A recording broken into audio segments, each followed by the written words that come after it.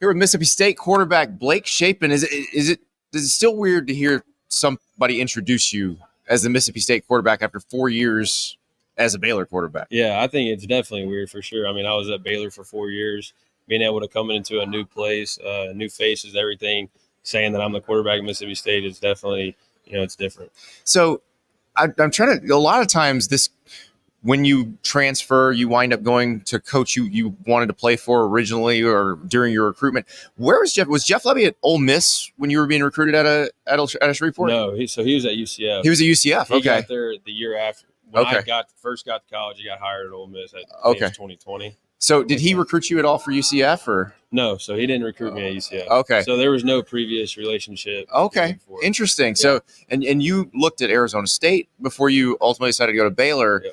Now, when you decided you were going in the transfer portal, how did you set your criteria for where you wanted to go? I think for me it was having a plan coming out. Like if I knew I was going to get in the transfer portal, I need to have a plan and what I want to do and what I want to accomplish and why I'm getting in it. Yeah. And for me it was to play for an offensive-minded head coach or just offensive mind. Right. Where he becomes the head coach. So, for me, like I knew Coach Lebby because I didn't really know him personally. I played against him at OU and I got to saw the offense in person. So I knew that wherever he went, I knew it'd be a place that I could go to. And that's what I was wondering because this is such a different offense than what you ran at Baylor. Like Jeff Grimes' scheme was wide zone. This is spread out the old Baylor offense basically, which is crazy. Because you're coming from Baylor and that was their identity for so long, right? And now you're actually going to get to run that offense. No, I know it's completely different. I mean, I was running a pro style offense at Baylor. Coming here, we spread it out. The splits are a lot wider. Deep option routes and option routes and different things like that. It's been new to me, but it's been a process, and I love the offense. How much of it is just reps, getting used to, because I know, in that offense, there's a lot of communication to the quarterback from various places, and you've got to figure out, pre-snap what you're doing with it. Right. How much does that just take experience and reps to get used to? It's a lot of reps. Yeah. You got to sit there and work on it time and time again to be able to get it. The footwork's a little bit different within this RPO system and deep options and things like that. Like our footwork's a little bit different than what I'm used to. Yeah. So reps is a huge thing. Is this a little more similar to what you ran in high school? No.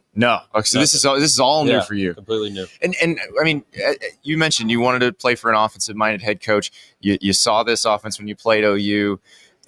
When you were watching offenses like this, was it like, man, if I could just get in one of these, let's see what would happen? Yeah, no, I'm not gonna lie. There were a lot of times I would watch games and I'd be like, wow, like that looks a lot of fun. Yeah, I want to be a part of that. Yeah, and I think that was the biggest thing for me in person, seeing Coach Lebby and how he called the game against us whenever he was at OU.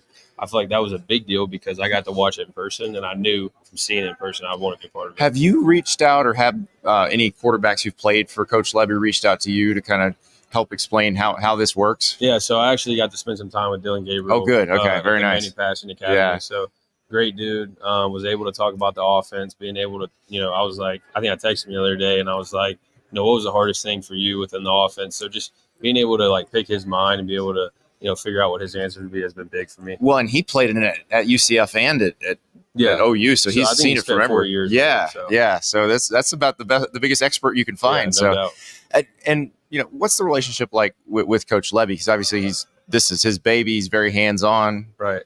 No, so for me, he's a great guy to start with. But yeah, he's very hands on with the offense. He's very hands on with us, which I love because he's a great guy. He's a great coach. I want to learn from the best. So, and he is the best, I think. Now, it's funny because everybody's going to be like, "Are you scared of going in the SEC?" Like you've started a Big 12 championship game and won before. Yeah. Like, how different is it coming into this? Does it feel intimidating given the level of competition, or is it just more fun? I think for me, it's a new challenge. Yeah.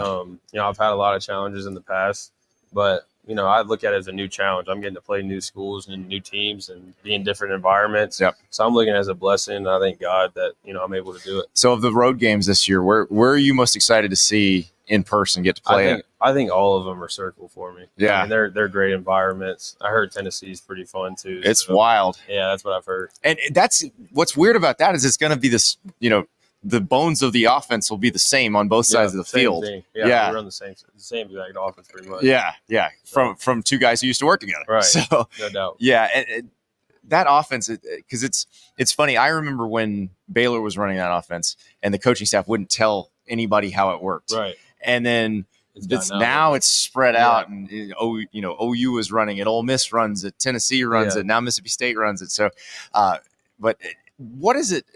When you first get into it, when you're in spring, first doing 11-on-11s with it, how much different is it? How much fun is it knowing that you're going to be chucking it around like that? It's awesome. I think for me, the first day it was weird, just because of how different the whole offense is. So being able to get normalized with it and everything, I think for me was a big deal.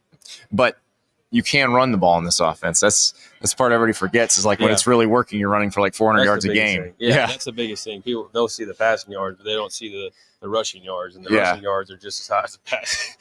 So that's it. I remember some of those games where they'd run for 300 and throw for 300, and it's just like it's crazy. So you played at Shreveport Evangel Christian, one of the great high school programs in Louisiana. Great quarterback. Sure, you and I were talking about Brock Berlin before we started, and then the Booty brothers.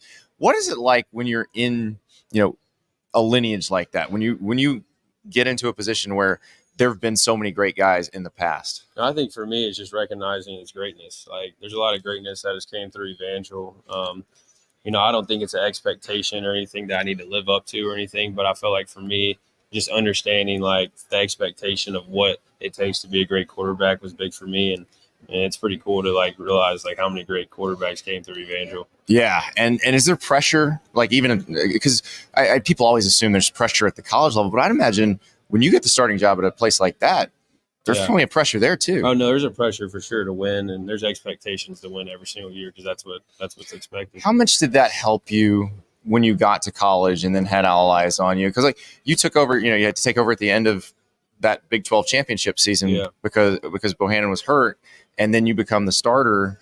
Like, how prepared were you to be that guy and have that level of attention because of that? Right. I think we played some tough games. Like, we were a small school that would go out and play Duncanville and Allen Texas, St. Louis, and it was unreal with the amount of teams, the good teams that we were playing.